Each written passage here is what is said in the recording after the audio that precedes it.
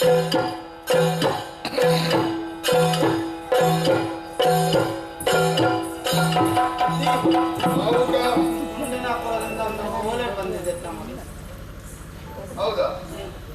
ನಿನ್ನಲ್ಲೇ ಕೊಟ್ರ? ಏನಾದ್ರೂ ಕೊಟ್ಟಿಯ ಬರಿಗೈಯಲ್ಲಿ ಕಳಿಸಿದ್ಯಾ?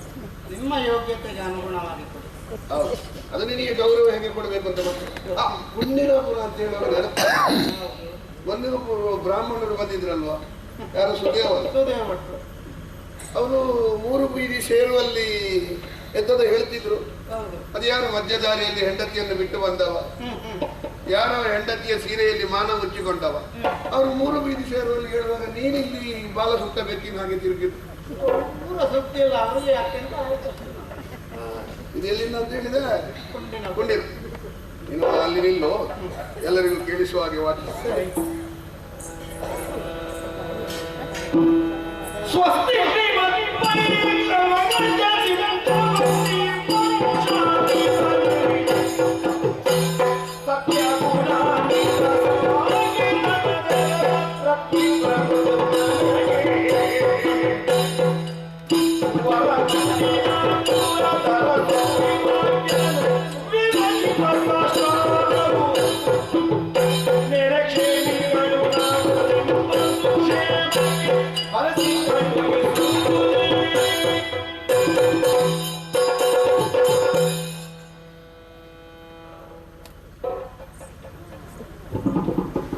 ಇನ್ನೊಂದು ಸ್ವಲ್ಪ ಅಧಿಕ ಪ್ರಸಂಗ ಹೆಚ್ಚಾಗ್ತದೆ. ನಾನು ಓದಿ ಹೇಳ್ತೇನೆ ಅಂತ ಹೇಳಿದ್ರು ಇಲ್ವೋ, ನಿನಗೆ ಇಣುಕೋ ಕೆಲಸ ಆಯ್ತದೆ. ಹಾಗಾದ್ರೆ ಈ ಬದಿಗೆ ನಿಲ್ಲು.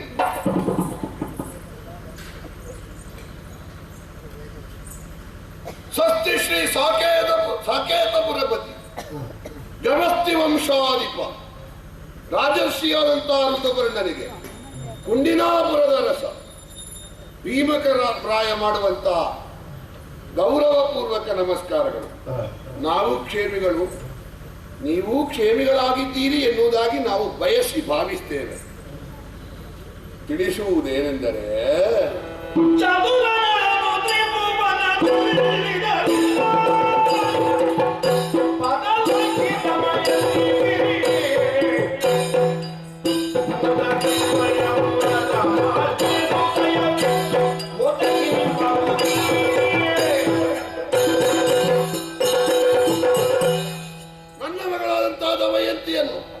ಚಕ್ರವರ್ತಿಯಾದಂತಹ ನಳನಿಗೆ ಮದುವೆ ಮಾಡಿಕೊಟ್ಟ ವಿಷಯ ನಿಮಗೂ ತಿಳಿದಂತೆ. ಅವಳೊಂದಿಗಿನ ದಾಂಪತ್ಯದ ಮೂಲಕವಾಗಿ 2 ಮಕ್ಕಳನ್ನು ಪಡೆದ ಬಳಿಕ ನನ್ನ ಅಳಿಯರಾದಂತಹ ನಳನಿಗೆ ದೂತದ ದುರ್ವ್ಯಸನವೊಂದು ಅಂಟಿಕೊಂಡಿತ್ತು. ಅದಕ್ಕೆ ಬಲಿಯಾದಂತಹ ಚಕ್ರವರ್ತಿ ಸಕಲವನ್ನು ತೆರೆದು ಕಾಡು ಪಾಲಾಗುವಂತಹ ಒಂದು ದುರ್ಗತಿ ಬಂತು. ಮಕ್ಕಳು ಮೊದಲೇ ಬಂದಿದ್ದರು. ದೇವರ ದಯೆಯಿಂದ ನನ್ನ ಮಗಳಾದಂತಹ ಚಕ್ರವರ್ತಿಯ ಹೆಂಡತಿಯಾದಂಥ ದಮಯಂತಿ ನನ್ನ ಮನೆಯನ್ನು ಬಂದು ಸೇರಿಕೊಂಡಿದ್ದಾಳೆ. ಅನುದಿನವೂ ಕಣ್ಣೀರು ಸುರಿಸುವಂತಹ ನನ್ನ ಮಗಳ ದುಸ್ಥಿತಿಯನ್ನು ಕಂಡು ಕರಗಿ ಹೋಗಿದ್ದೇನೆ. ಮಗಳ ಕಣ್ಣೀರನ್ನು ಕಂಡು ಕರಗಿದಂತ ನಾನು ಒಂದು ನಿರ್ಧಾರ ಮಾಡಿದ್ದೇನೆ. ದಮಯಂತಿಗೆ ಪುನರ್ಸ್ವಯ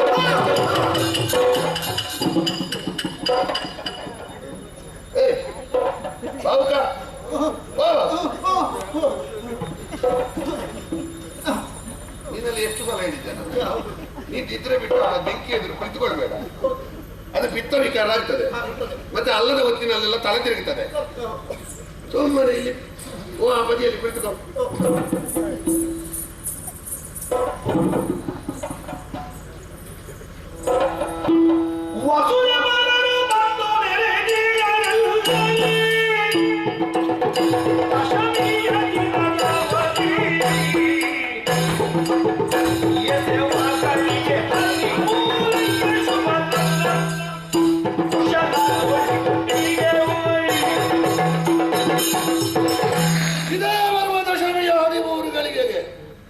ಈ ಕಾರ್ಯಕ್ರಮವನ್ನು ನಾವು ಹಮ್ಮಿಕೊಂಡಿದ್ದೇವೆ. ಎಲ್ಲ ರಾಜಾದಿರಾಜರಿಗೆ ಭಿನ್ನವತ್ತಳಿಕೆಗಳನ್ನು ಕೊಟ್ಟು ಕಳುಹಿಸಿದ್ದೇನೆ. ಎಲ್ಲರೂ ಬಂದು ಸೇರುವಂತಹ ನಿರೀಕ್ಷೆ ಇದೆ. ನೀವು ಈ ಕಾರ್ಯಕ್ರಮದಲ್ಲಿ ಭಾಗಿಯಾಗಿ ಕಾರ್ಯಕ್ರಮವನ್ನು ಚಂದಗಾಣಿಸಿ ಕೊಡಬೇಕಾಗಿ ವಿನಂತಿಸುವ ಇತಿ ಭೀಮ.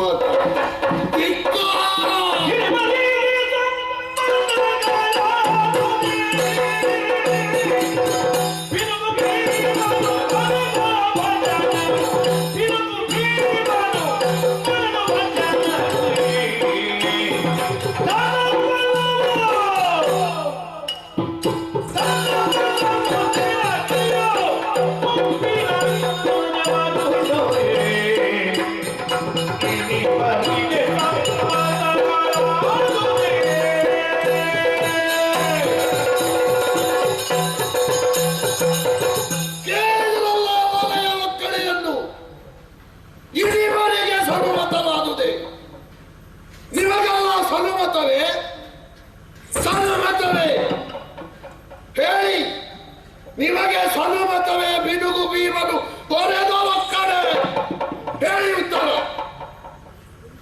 ಯಾಕೆ ಯಾರು ಉತ್ತರ ಹೇಳುವುದಿಲ್ಲ? ಯಾಕೆ ಒಬ್ಬನ ಬಾಯಿ ಮತ್ತೊಬ್ಬನ ಕಿವಿಯಲ್ಲಿ ಗೂಡು ಕಟ್ಟಿದೆ? ನೀವು ಹೇಳಲಾರಿ. ನೀವೆಂದೇನು? ಈ ಪುಣ್ಯ ಮಣ್ಣಿನಲ್ಲಿ ಹುಟ್ಟಿದ ಯಾವನು ಈ ಹೊಲಸು ಕೃತ್ಯಕ್ಕೆ ಉತ್ತರ ಹೇಳಲಾರ. ಹೆತ್ತವಳು ಮಾತೆ, ಹೊತ್ತವಳು ಮಾತೆ. ಯತ್ರ ನಾರ್ಯಸ್ತು ಪೂಜ್ಯಂತೆ ರಮಂತೆ ತತ್ವದೇವತ. ಹೀಗೆ ಬೆಳಿಗ್ಗೆ ಎದ್ದು ಹೇಳುವಂತ ಸಂಸ್ಕಾರ ಇರುವ ನಾವು ಹೆಣ್ಣು ಮಗಳೊಬ್ಬಳಿಗೆ ಗೌರವ ಕೊಡದೆ ಮಾಡುವ ಕಾರ್ಯಕ್ರಮಕ್ಕೆ ಯಾವ ನಾಲಿಗೆಯಿಂದ ಅಯೋಧ್ಯೆಯ ಪ್ರಜೆಗಳಾಗಿ ನೀವು ಉತ್ತರ ಹೇಳುವುದಕ್ಕೆ ಸಾಧ್ಯ? ಆದರೂ ಬರೆದಿದ್ದಾನಲ್ಲ ಈ ಬಿನುಗು, ರಾಜನ ಮುಖ ಹೊತ್ತಿರುವ ರಾಕ್ಷಸ, ಗೋವಿನಂತೆ ಕಾಣುವ ವ್ಯಾಘ್ರ, ಭೀಮಕ ಎನ್ನುವ ರಾಜ ಅಂತ ನಾನು ಭಾವಿಸಿದ್ದದ್ದು. ಬಿನುಗು ಭೀಮಕ. ರಕ್ಕಸರಿಗಿರುವ ಸಂಸ್ಕಾರವು ಇಲ್ಲದೆ ಹೋಯಿತು ಇವನಿಗೆ. ಮಗಳ ಕಣ್ಣೀರನ್ನು ಕಂಡು ಕರಗಿದೆ, ಅದಕ್ಕೆ ಬೇಕಾಗಿ ಮದುವೆ ಮಾಡ್ಲಿಕ್ಕೆ ಹೊರಟಿದ್ದೇನೆ. ಏನು ಕೆಲವರಿಗೆಲ್ಲ ಹಾಗೆ ಧನಬಲ ಸ್ವಲ್ಪ ಸಿಕ್ಕಿತೋ, ಸ್ವಲ್ಪ ಕೈಯಲ್ಲಿ ಹಣ ಓಡಾಡಿತೋ, ಮಾಡಿದ್ದು ನಡೀತದೆ ಎನ್ನುವ ಭಾವ ಅಲ್ಲ. ನನಗೊಬ್ಬ ಕುಂಡಿನಾಪುರದ ಅಧಿಕಾರ ಉಂಟಲ್ವ, ಬಲ್ಲಿರೇನಯ್ಯ ಅಂತ ಕೇಳುದು ಹಿಂದೆ. ಕೆಲವರು ಬಲ್ಲಿರೇನಯ್ಯ ಅಂತ ಕೇಳುದು ಪರಂಪರೆ ಅಂತ. ಇನ್ನು ಕೆಲವರು ಬಲ್ಲಿರೇನಯ್ಯ ಅಂತ ಕೇಳುವುದಕ್ಕೆ ಹಿನ್ನೆಲೆ ಏನು ಅಂತ ಕೇಳಿದ್ರೆ, ಒಂದು ಅಧಿಕಾರ ಸಿಕ್ಕಿದ್ರೆ ಅವರು ಯಾರು ಅಂತ ಅವರಿಗೆ ಮಾಡ್ತಾ ಹೋಗ್ತದೆ. ಅಂತಹ ಸ್ವಭಾವದವರಾಗಿ ಹೋದ ನಾವು ಕುಂಡಿನಾಪುರದ ರಸ ಅಲ್ಲ. ಮುಪ್ಪಿನತನದ ಮರಳು. ಏನು ಮುದಿಪ್ರಾಂತ ಆರಂಭ ಆಯ್ತಾ ಇವನಿಗೆ? ಮುದಿಪ್ರಾಂತ ಆರಂಭ ಆಗ್ಲಿಕ್ಕೆ ಇರುವುದೈವ? ಮುದಿಪ್ರಾಂತ ಆರಂಭ ಆದ್ರೆ ಮೊದಲು ಪೀಠ ಬಿಡಬೇಡುವ? ಮತ್ತೊಬ್ಬನಿಗೆ ಕೊಡಬೇಡುವ? ಅದನ್ನು ಹಸ್ತಾಂತರ ಮಾಡಬೇಡುವ? ಮಗಳ ಬದುಕಿಗೆ ಹೀಗೆ ಕೊಳ್ಳಿ ಹಿಡ್ಲಿಕ್ಕೆ ಹೋಗುವಂತ ಇವ ಮಗಳ ಕಣ್ಣೀರನ್ನು ಕಂಡು ಕರಗಿದೆ. ಮಗಳ ಕಣ್ಣೀರನ್ನು ಕಂಡು ಕರಗುವ ಈ ಮೂರ್ಖ ತನ್ನ ಕಾಲಡಿಗೆ ಮಾತ್ರ ಕಾಳನ್ನು ಎಳೆದು ಹಾಕುವ, ತಾಯಿಯ ಹಕ್ಕಿಯ ಹಾಗೆ ಯೋಚಿಸುವ ಒಬ್ಬ ಸಾಮಾನ್ಯ ಪ್ರಾಣಿಯಾಗಿ ಹೋದನಲ್ಲ. ಇವನ ಮಗಳ ಕೈ ಹಿಡಿದ ಇವನ ಅಳಿಯನ ಬಗ್ಗೆ ಯೋಚನೆ ಮಾಡಿದ್ದಾನ? ಏನು ಕಿರಿಯನು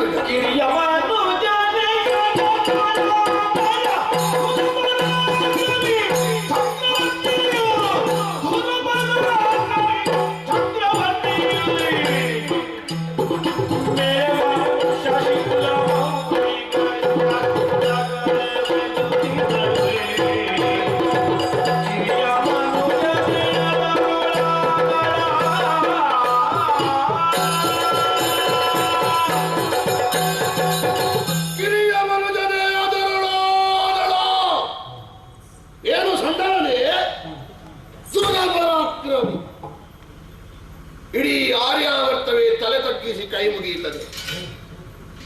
ಔಷಧೀಯ ಗುಣವನ್ನು ಲೋಕದ ಸಸ್ಯಗಳಿಗೆಲ್ಲ ಕೊಡುವಂತಹ ಚಂದ್ರ ಓಷಧೀಶ್ವರ. ಅವನ ಕುಲದಲ್ಲಿ ಹುಟ್ಟಿದವರು ಅದೆಷ್ಟೋ ಮಂದಿ ಇರಬಹುದು.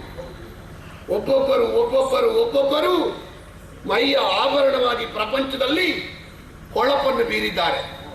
ಆದರೆ ಶಶಿಕುಲ ಎನ್ನುವ ದೇಹಕ್ಕೆ ತಲೆಯ ಹಾಗಿರುವವ ನಮ್ಮ ನಳ ಚಕ್ರವರ್ತಿ. ಏನು ಪುಣ್ಯ ಶ್ಲೋಕವ, ಏನು ಧನ್ಯಾತ್ಮ, ಏನು ಪುಣ್ಯಾತ್ಮ. ಮತ್ತೊಬ್ಬ ನಳ ಈ ಪ್ರಪಂಚದಲ್ಲಿ ಉದಯಿಸುವುದಕ್ಕೆ ಸಾಧ್ಯ ಉಂಟೆ? ದೇವತೆಗಳಾದರೂ ತನ್ನ ಹೆಂಡತಿಯನ್ನು ಬಯಸಿ ಬರುವಾಗ ನಾನು ಮದುವೆ ಆಗುವಳನ್ನು ಬಯಸುವುದಕ್ಕೆ ನೀವು ಯಾರು ಎನ್ನುವುದಾಗಿ ಒಂದೇ ಒಂದು ಕಟು ವಾಕ್ಯವನ್ನಾಡದ ಮಹಾತ್ಯಾಗಿ. ಮತ್ತೊಬ್ಬ ಮದುವೆ ಆಗುವುದನ್ನು ದೇವತೆಗಳಾದರೂ ಬಯಸಿದ್ರು, ತಾನೇ ಮದುವೆ ಆಗುವುದನ್ನು ದೇವತೆಗಳಿಗೆ ಬಿಟ್ಟು ಕೊಡುವುದಕ್ಕೆ ಹೊರಟ ಮಾನವತಾವಾದಿ.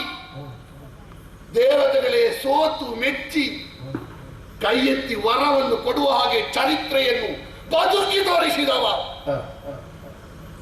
ಅಂತ ನಳ ಚಕ್ರವರ್ತಿ ಇವನ ಮಗಳನ್ನು ಕೈ ಹಿಡಿದದ್ದರಿಂದ ಪ್ರಪಂಚ ಇವನನ್ನು ಗುರುತಿಸುವುದು. ಮೊನ್ನೆಯವರಿಗೆ ಕುಂಡಿನಾಪುರ ಎಲ್ಲಿ ಉಂಟು ಅಂತ ಯಾರಿಗೂ ಗೊತ್ತಿರಲಿಲ್ಲ. ಇವನ ಸಹವಾಸದಿಂದ, ಮಲ್ಲಿಗೆಯ ಸಹವಾಸದಿಂದ ಬಾಳೆನಾರಿಗೆ ಸಾರ್ಥಕ್ಯ ಬಂದ ಹಾಗೆ ಭೀಮಕ ಎನ್ನುವ ಬಾಳೆನಾರು ನಳ ಚಕ್ರವರ್ತಿಗೆ ಒಟ್ಟಿಗೆ ಸೇರಿ ಒಂದು ಮೌಲ್ಯ ಕಂಡುಕೊಂಡದ್ದು. ಅದನ್ನು ಯೋಚಿಸದೆ ಕಷ್ಟ ಬಂದಾಗ ಅಳಿಯನ ಬಗ್ಗೆ ಮರೆತು ಬಿಡುವ, ಕಷ್ಟ ಕಲ್ಲುಗಳಕ್ಕೆ ಬರುದ, ಕಾಲ ಕೆಟ್ಟ ಎಲ್ಲರಿಗೂ ಕಷ್ಟ ಬರ್ತದೆ.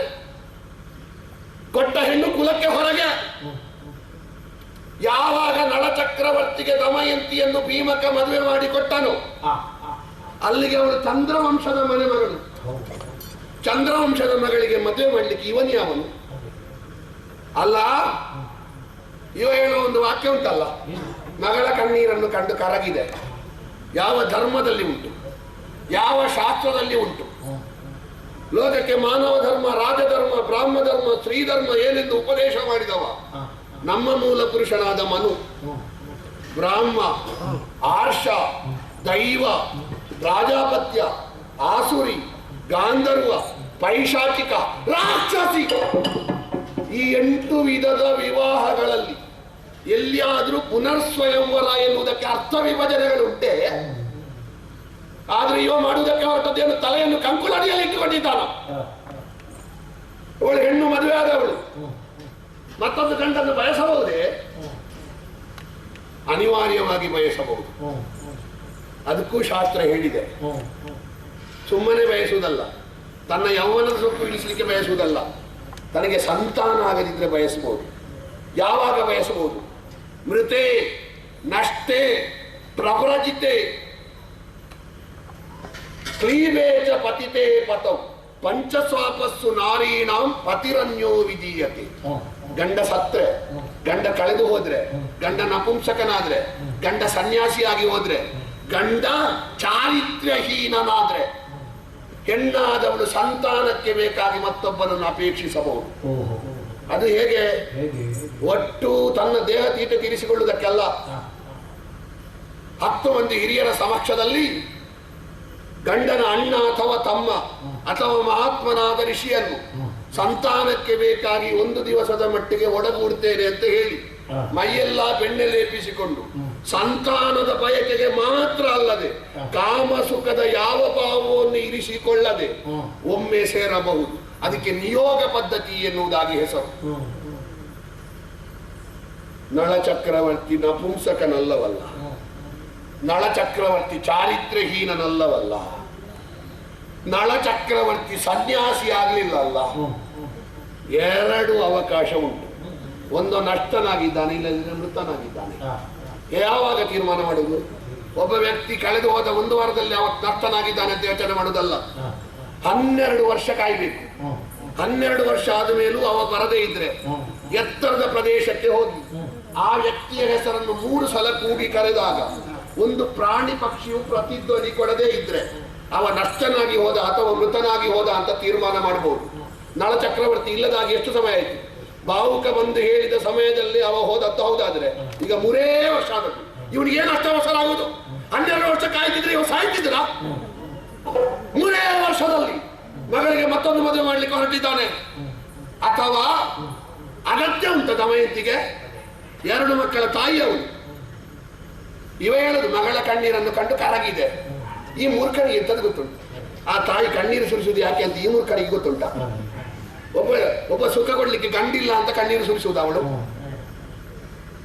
ತನ್ನ ಗಂಡ ಯಾವ ಕಾಡ ಬೇರನ್ನು ತಿಂದು, ತನ್ನ ಗಂಡ ಯಾವ ತೋಟ ನೀರನ್ನು ಕುಡಿದು, ನನ್ನ ಗಂಡ ಯಾವ ಮರದ ನೆರಳಿನಲ್ಲಿ ಬಾಳುತ್ತಾ ಇದ್ದಾನೋ ಅಂತ ಆ ಸಾಧ್ವೀವಣಿ ಕಣ್ಣೀರು ಸುರಿಸ್ತಾ ಇದ್ದಾಳೆ. ಒಂದು ವೇಳೆ ಅದೇ ಹೌದಾದ್ರೆ ಬೆವರದ ಸಾವಿಲ್ಲದ ದೇವತೆಗಳು ಬಯಸುವಾಗ ಸಾವಿರುವ ನಳನನ್ನು ಯಾಕೆ ಮದುವೆ ಆಗ್ತಾಳೆ? ತನ್ನ ಎಳೆಯ ನಳನೇ ಹೊರತು ಮಿಕ್ಕ ದೇವತೆಗಳು ಕುರಿಗಳು ಎನ್ನುವುದಾಗಿ ಹೇಳಿದ ಪತಿವ್ರತ ಶಿರೋಮಣಿ ಮತ್ತೊಬ್ಬರನ್ನು ಎಡಗಣ್ಣಿನ ಕಡೆಯಲ್ಲಿ ಆದರೂ ನೋಡಿಯಾಳೆ. ಪತಿವ್ರತ ಶಿರೋಮಣಿಯ ಇಡೀ ಮಾನ ಮರ್ಯಾದೆಯನ್ನು ಅಪ್ಪನೆನಿಸಿಕೊಂಡ ಇವ ತೆಗೆದು ಬಿಟ್ಟ. ಈಗ ಒಂದು ದೊಡ್ಡ ವಾಚನ ಇವನದು ಕಣ್ಣೀರು. ಬಿಡಿ, ನಮಗೆ ಮಾತಾಡ್ಲಿಕ್ಕೆ ಬಹಳ ಸುಲಭ. ಅದೇ ಒಬ್ಬ ಅಪ್ಪನಾಗಿ ಯೋಚನೆ ಮಾಡಿ ಅಂತೆ. ಧರ್ಮ ಇರಲಿ, ಶಾಸ್ತ್ರ ಇರಲಿ, ಆಚಾರ ಇರಲಿ, ಪ್ರಾಯಕ್ಕೆ ಬಂದ ಹೆಣ್ಣು ಮಗಳು ಯಾವಾಗಲೂ ಮೂಲೆಯಲ್ಲಿ ಕುಳಿತುಕೊಂಡು ಕಣ್ಣೀರು ಸುರಿಸಿದ್ರೆ ಒಬ್ಬ ಅಪ್ಪನ ಕರುಳು ಎಷ್ಟು ಬೆಂದು ಹೋಗ್ಲಿಕ್ಕಿಲ್ಲ. ಒಬ್ಬ ಅಪ್ಪನಾಗಿ ಭೀಮಕ ಶಾಸ್ತ್ರದಲ್ಲಿ ಸರಿ ಮಾಡದೇ ಇರಬಹುದು, ಆದ್ರೆ ಒಬ್ಬ ಮಾನವೀಯತೆ ಇರುವವನಾಗಿ ಮಾಡಿದ್ದು ತಪ್ಪು ಅಂತ ಹೇಳಲಿಕ್ಕೆ ಆಗುವುದಿಲ್ಲ. ಮಗಳನ್ನು ಕಂಡು ಕರಗಿ ಮಾಡಿರಬಹುದು, ಭೀಮಕನನ್ನಾದ್ರೂ ಕ್ಷಮಿಸಬಹುದು, ಭೀಮಕನನ್ನಾದ್ರೂ ಕ್ಷಮಿಸಬಹುದು.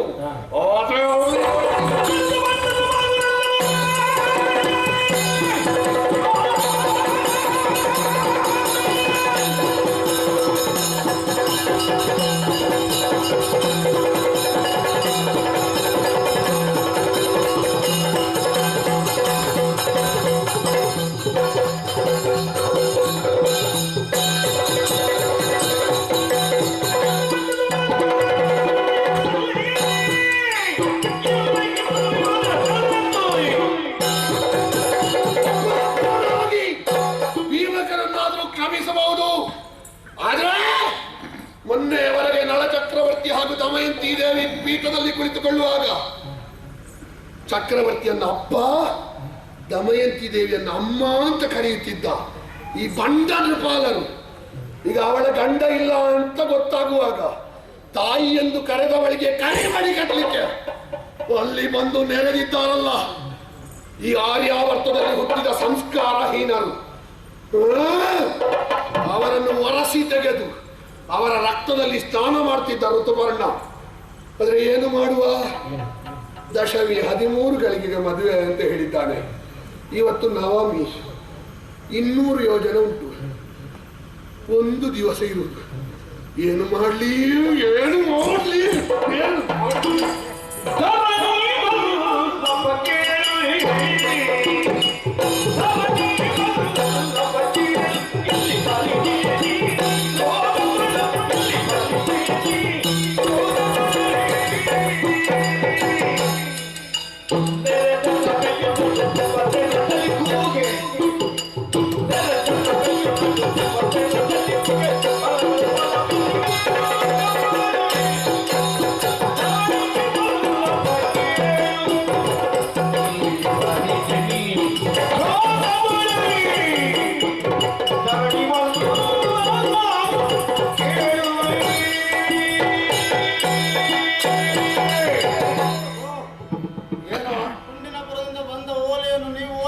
ಸಭಿಕರೆಲ್ಲ ಬೆರಗಾಗಿ ನಿಮ್ಮನ್ನು ನೋಡುತ್ತಾ ಇದ್ದಾರೆ. ಎಂತದ್ದು ನಿನ್ನದು ಮಧ್ಯೆ? ಬಡವನ ಒಂದು ಮಾತಿಗೆ ಅವಕಾಶ ಬೇಕು. ಮಾತಾಡುವುದಕ್ಕೆ ಅವಕಾಶ ಉಂಟು, ಹಾಗೆ ನಾನು ತುಂಬಾ ಬಿಸಿಯಲ್ಲಿದ್ದೇನೆ ಈಗ. ಸಹನೆಯನ್ನು ತಂದುಕೊಳ್ಳಿ, ಬಡವನ ಒಂದು ಮಾತಷ್ಟೇ. ಹೇಳು ಹೇಳು. ಓ, ಅಲ್ಲೊಂದು ಮನೆ ಬೆಂಕಿ ಹತ್ತಿಕೊಂಡು ಉರಿಯುತ್ತದೆ ಅಂತ ಅಲ್ಲೇ ಈ ಮನೆಗೆ ನೀರು ಹಾಕಿ ಆ ಮನೆಯಲ್ಲಿರುವ ನೀರು ಕಡಿಮೆ ಆದಿತ್ತು ಅಷ್ಟೇ. ಹಾಗೆ ತೆರವಾಯ್ತಾರ ಈಗ. ಏನು ಕುಂಡಿನಪುರದಲ್ಲಿ ಅನ್ಯಾಯ ನಡೆಯೋದು, ಇಲ್ಲಿ ಕುಳಿತು ನೀವು ಬೊಬ್ಬೆ ಹಾಕಿದ್ರೆ ಏನು ಪ್ರಯೋಜನ?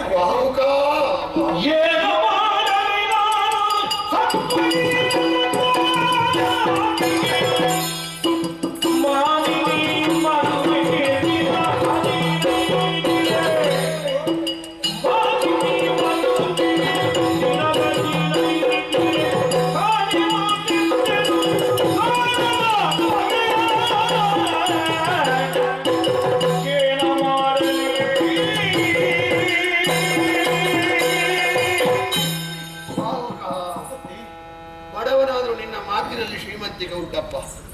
ಶಂಕರಿಂದ ಬಂದದ್ದು ಮಾತ್ರ ತೀರ್ಥ ಅಲ್ಲ, ತುಳಸಿ ದಳದಿಂದ ಬಂದದ್ದು ತೀರ್ಥವೇ. ದೊಡ್ಡವರು ಹೇಳಿದ್ರೆ ಮಾತ್ರ ಒಳ್ಳೆ ಮಾತು ಅಂತ ಉಂಟಾ? ಒಳ್ಳೇದು ಸಣ್ಣವರು ಹೇಳಿದ್ರೆ ಒಳ್ಳೇದೇ. ಏನು ಮಾಡ್ಲಿ, ಸತ್ವಹೀನಂತಾದೇನು. ಮಾನಿನಿ ಮದುವೆಗೆ 15 ದಿವಸ ಬೇಕಿತ್ತು. ಇಲ್ಲಿಂದ ಕುಂಡಿನಪುರಕ್ಕೆ 200 ಯೋಜನೆ ಉಂಟು. ಆಗ ತೋರಿಸುತ್ತಿದ್ದೆ ತ್ರಾಣದ ಬಗೆಯ. ಈಗ ಕೈಲಾಗದವ ಮೈ ಪರಚಿಕೊಳ್ಳುವ ಹಾಗೆ ಆಯಿತು. ಸಮಯ ಇಲ್ಲಲ್ಲ ಪುಣ್ಯಾತ್ಮ, ಎಂಥದ್ದು ಸಾಯುದು ಹೇಳಿ.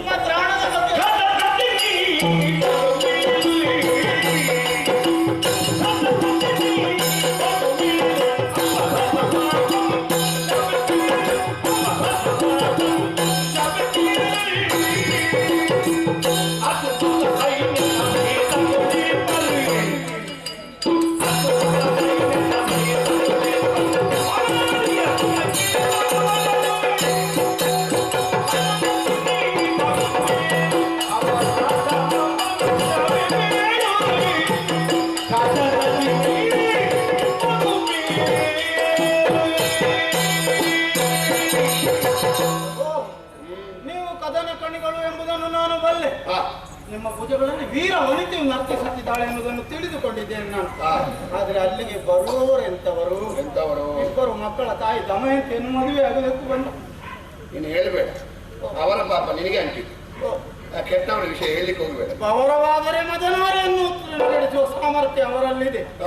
ನೀವು ಅವರನ್ನು ಹೊರಸುವುದೇನು? ಅವರೆಲ್ಲ ಸೇರಿ ನಿಮ್ಮನ್ನು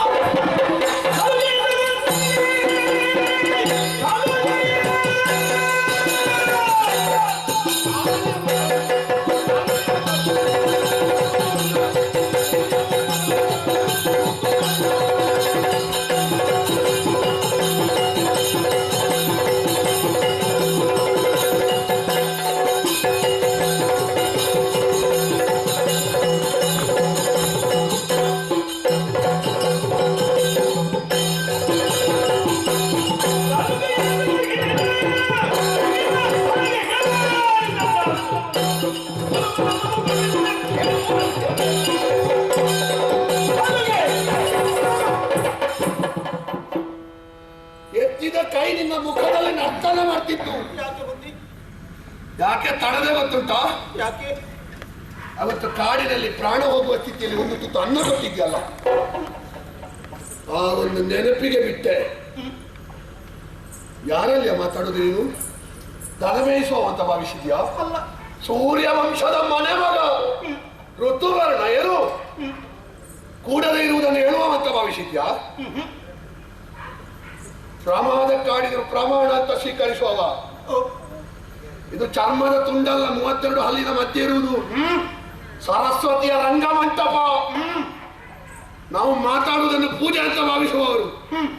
ಎಷ್ಟು ಕೂಡ್ತದ ಅಷ್ಟೇ ಹೇಳುವುದು, ಎಷ್ಟು ಹೇಳ್ತೇವ ಅಷ್ಟು ಮಾಡುವ ಸ್ವಭಾವದವರು. ಏನು ಅರಸರು ಋತುಪರ್ಣನ ನೈತಿಕ ಬಲದ ಮುಂದೆ ಅಲ್ಲಿರುವವರು ಬಿಡು. 3 ಲೋಕದ ಅರಸರೇ ಬರಲಿ, ನನ್ನದು ಮಾಂಸಖಂಡದ ತ್ರಾಣ ಅಲ್ಲ, ನೈತಿಕ ತ್ರಾಣ. ಮೊನ್ನೆಯ ಮಳೆಗೆ ನಿನ್ನೆ ಹುಟ್ಟಿದ ಚಗತೆ ಗಿಡಗಳು ಒಳಸಿ ನಿನ್ನಲ್ಲಿ ಹೇಳಿ ಏನು ಪ್ರಯೋಜನ? ನನ್ನ ಯೋಗ್ಯತೆ ಹುಟ್ಟಿಲ್ಲ.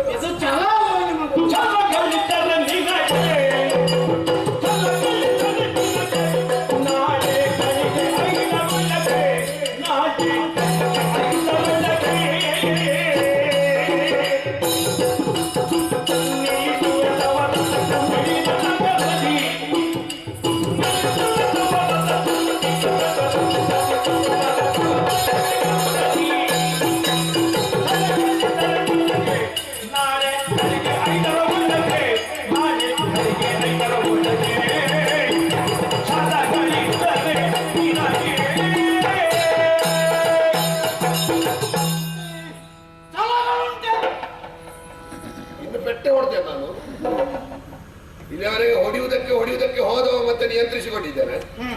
ಇನ್ನು ಏನಾದ್ರೂ ಅಬದ್ಧ ಮಾತಾಡಿದ್ರೆ ಪೆಟ್ಟೆ.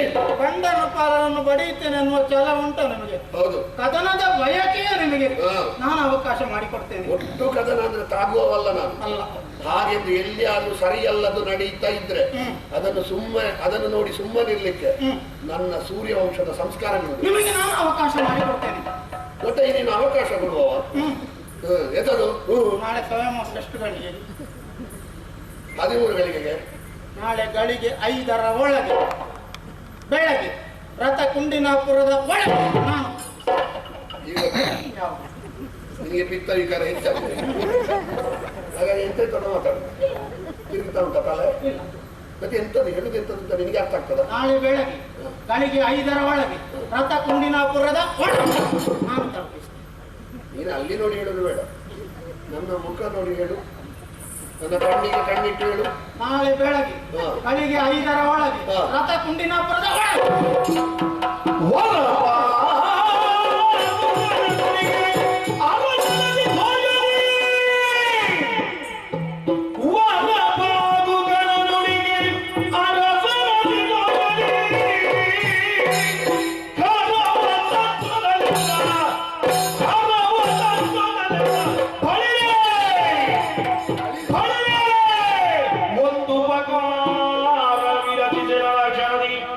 ವರನತವ ಮೇಳೈಸಿದ್ದರೆ ರಾಯಕ್ಕೆ ತನ್ನಯ ತ್ವರಿತ